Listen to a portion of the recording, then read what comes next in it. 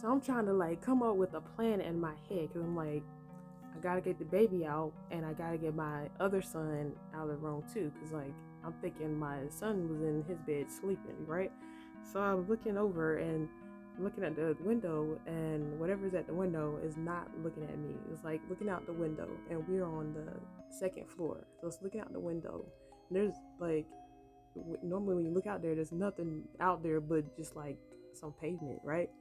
And I'm like, oh my gosh, how am I gonna do this? I need to grab the baby, wake up my son, and I need to get out, right?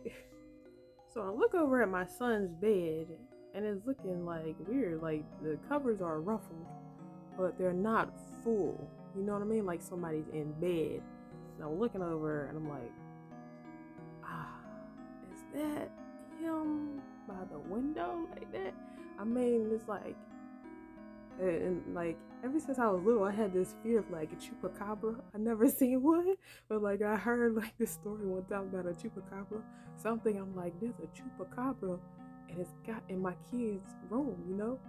So I'm like, I decide to call my son's name, right?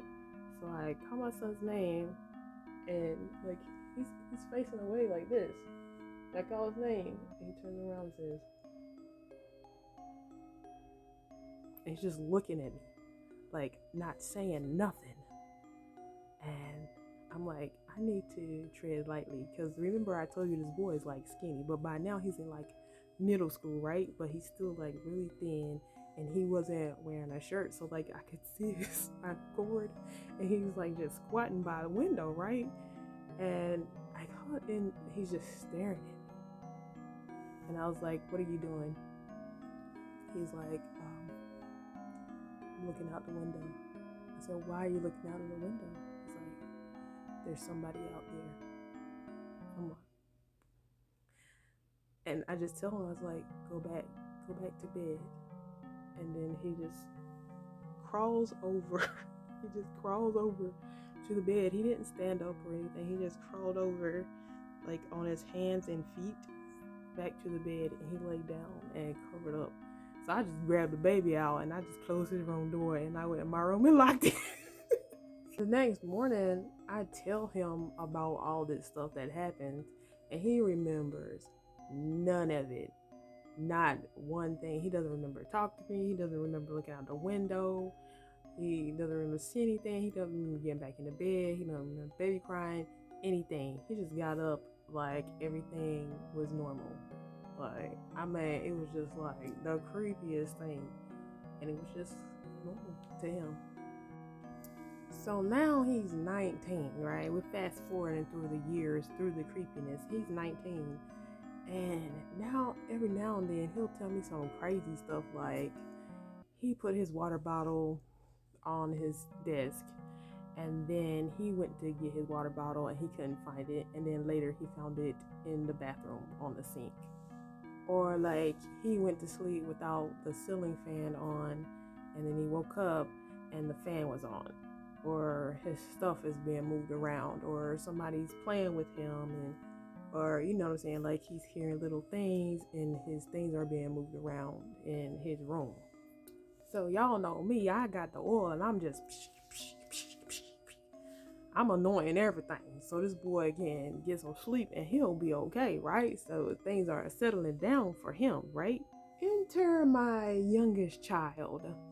So I have my 19-year-old, I have a 7-year-old, and I have a 5-year-old. Now my 5-year-old is being the creepy one. Like every like 2 nights, I'll say, he's flying into my bedroom, jumping in my bed, and this has been going on since he was like 2 or 3. And he's like, there's something there, there's something in my room, there's something on my bed, there's something here. Like the other night he came in and he was like terrified. His eyeballs were like this, and he's like looking at my door. He gets in my bed, he's looking at my door, and he's like holding me by my head, and he's like, it's there, it's by the door, it's by the door. So I'm about to have a heart attack because I'm half asleep and I got a 5-year-old wrapped around my head telling me it's something by the door. Like what do you do with this? Do you break out the monster spray? Like, it's weird, it's crazy because I mean I experienced all this stuff growing up too, but I never like ran to my parents and was like, help me. I just dealt with it by myself. So I wasn't really prepared for my kids dealing with this. I wasn't really prepared. And like I said in a past video, like I'm really sensitive about these kind of things and energies and stuff like that. So like when my kids are dealing with this stuff and then like I feel the energies of it, I get very, very concerned. So what do you do? Do you call Ghostbusters? What do you do? What do you do? And I thought, I was like, hey, at least my middle child is not dealing with this. At least my middle child is not dealing with this. And then my husband comes in the room the other day. He's like, hey. I was like, what's up? It's like, the boy is talking to somebody. I was like, what you mean he talking to somebody? Like, I went in the room and the boy was sitting on the bed and he's talking to somebody and he didn't see me, and I was like, who you talking to? And then he just slams the covers down. And he's like, I'm just talking to my friend on the bed that comes in up on the bed.